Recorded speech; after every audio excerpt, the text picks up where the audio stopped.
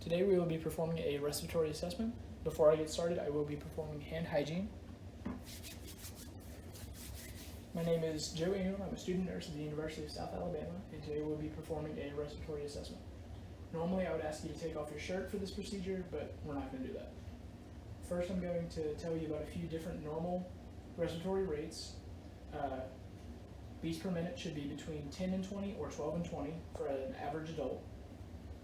I'm going to assess if your breathing rate is regular or irregular, and if you're using any accessory muscles to breathe, and your depth of respiration.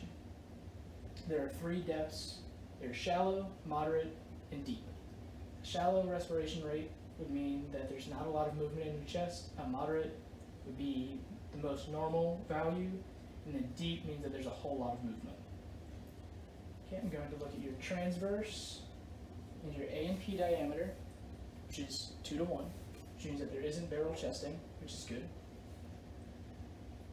I'm going to assess your anterior and posterior thorax, looking for any scars, lesions, or any tattoos or anything, of which there aren't any.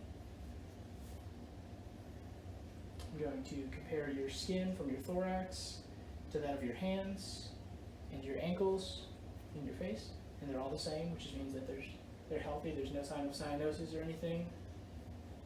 Your hair pattern is fair, very, very thin, villous. I'm going to look at your lips now. Observe that their color is pink and moist. There's no cyanosis. And I'm going to ask you to open your mouth real quick. Your buccal mucosa is also pink and moist, which means that it's healthy. And again, there's no signs of cyanosis. I'm going to ask you to look at your nails real quick. Okay, they're convex, cold temperature. I'm going to assess your capillary refill rate by pushing down on your nail bed for a few seconds. Okay, and it did refill within 3 seconds, so that means that it's healthy. I ask you to make a diamond with your hands. Alright, so I do see the diamond. Your fingers are angled at less than 160 degrees, which means that there's no signs of clubbing. Your nail beds were pink, and there were no signs of cyanosis either. I'm now going to palpate your chest, anterior and posterior, at the same time, just to see if there's any difference in crepitation, or any signs of crepitation, I mean.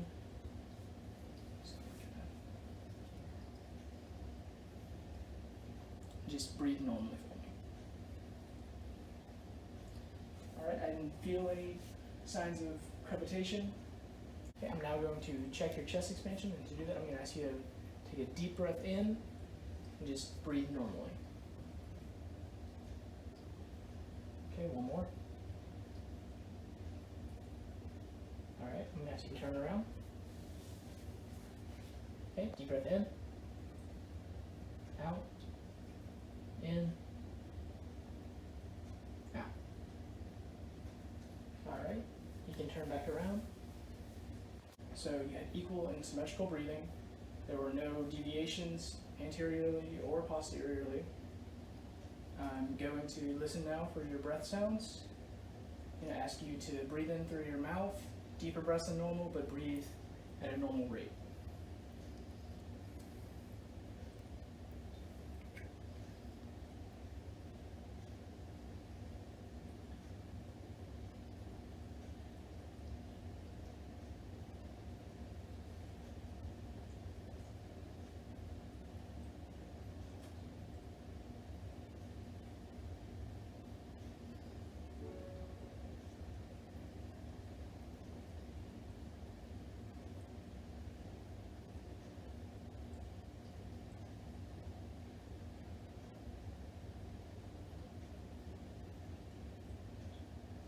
I'm going to ask you to turn around.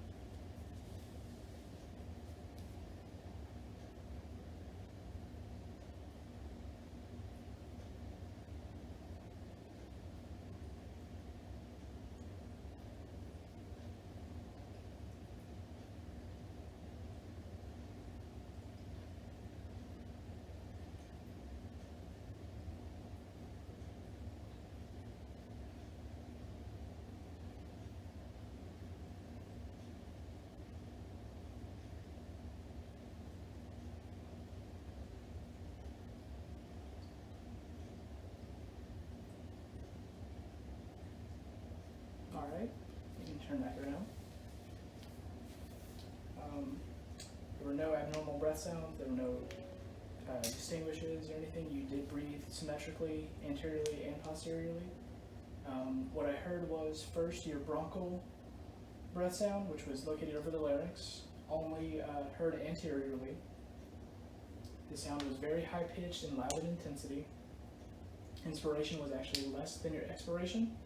Secondly, I listened to your bronchovesicular, which is located anteriorly and posteriorly over the major bronchi, which is basically the center of your chest.